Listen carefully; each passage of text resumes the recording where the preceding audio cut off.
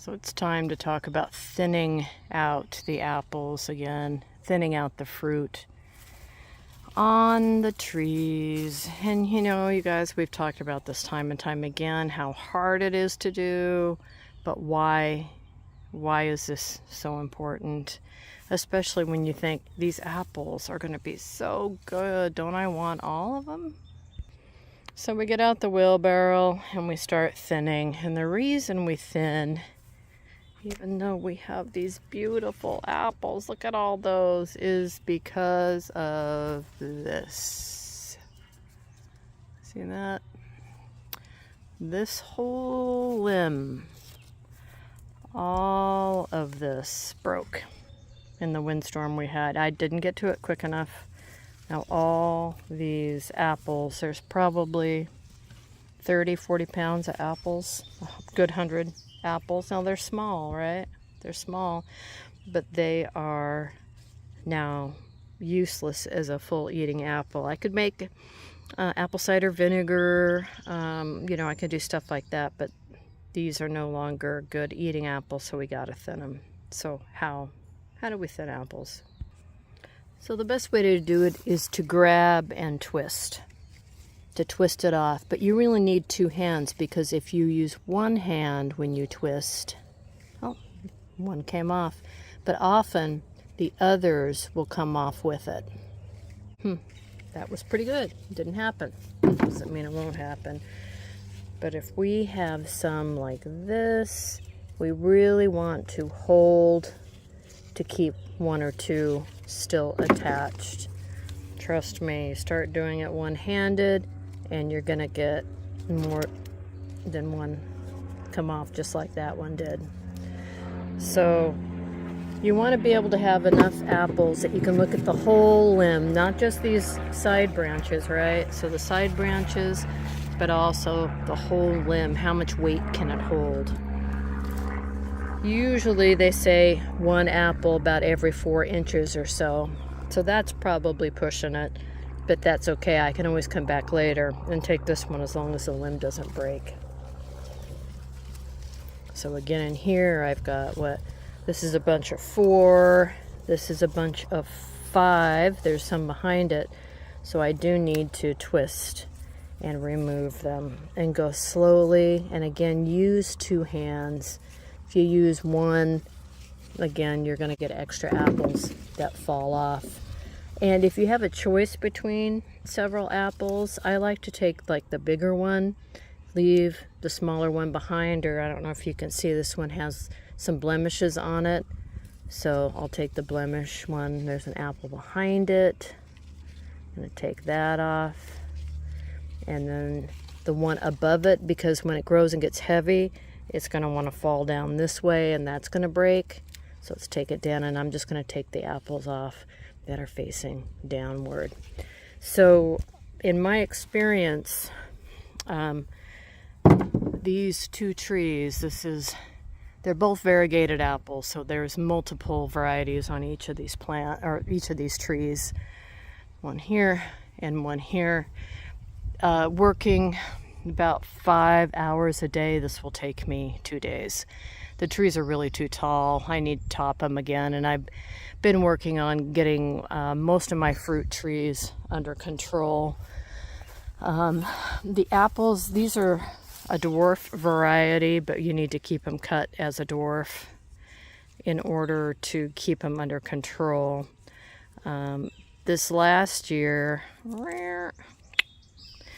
we went through and really cut back on the plum and the peaches, and we really cut the heck out of these trees.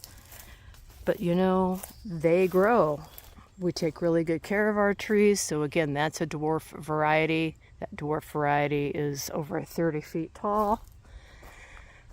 Big one. This is a plum. I need to thin that. I don't know if you can see up there. We got nice plums up there, but look at all those really high ones. We took them all out last year. I actually had a big limb break from up there, but they all grew back. They grow fast, man. This is a peach. This is a peach. That is a plum. This one was on death's door for about the last 3 years. It had and still has leaf curl, and that's been a problem to try to get it under control. We're doing a good job of that, but it still has a bunch of dead branches on it. We need to cut those out. This one is still struggling, but again, it is doing a lot better. But look, no peaches. No peaches. I don't think there's any peaches on this tree either. Oh, no, there's a couple. There's some on this one. Yeah, there's a few. The problem, other than the leaf curl, which really shouldn't affect the fruit production, is that we went from rain to like a week of 70-degree weather. Everything came out and bloomed, and then it dropped into the 40s for like a month. And rain, 40-degree weather. I lost almost all the blooms from all my fruit trees, except the apples. The berry bushes are doing really well. We've got the blueberries all wrapped up, and you don't have to thin berry bushes. At least that's been my experience. They're all wrapped up, and the marionberries, they're doing great. Let's go look at those. So here are these marionberries, and they're just flowering right now. Gosh, they're so beautiful. Again, you don't need to thin berries, and that's just because, especially in the vining prickly berries like raspberries and such, blackberries, they're Gumby, right? All of these are going to turn into berries.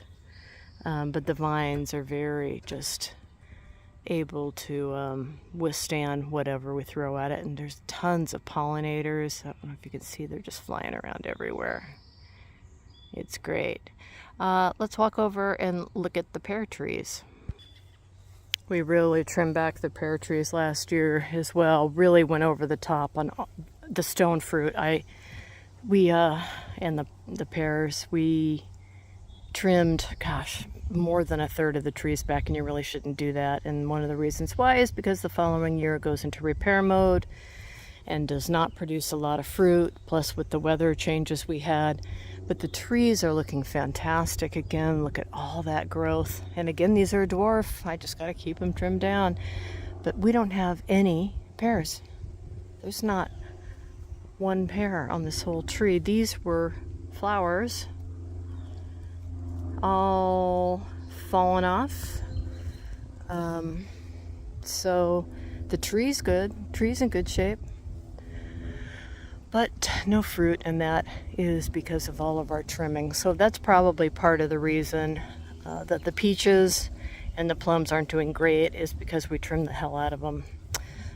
So we'll know better. You should really take no more than about a fifth, maybe a quarter of the tree down each year, but we just went way over the top with those. But at least we'll have apples and berries. So I should probably get back to it, start thinning all these apples out. This is an entirely different side. This is my little test garden with the raised beds, but look at all the apples, apples, apples, apples, apples, apples, apples. Yum, I'll be eating apples hopefully by the beginning of August until November. All right, let me know if you have any questions. I'm going to start thinning these bad boys down and using 2 hands, old school, so you don't screw up the other ones that are hanging on. Twist, twist, twist, twist. Okay, let me know if you have any questions. Thanks for watching.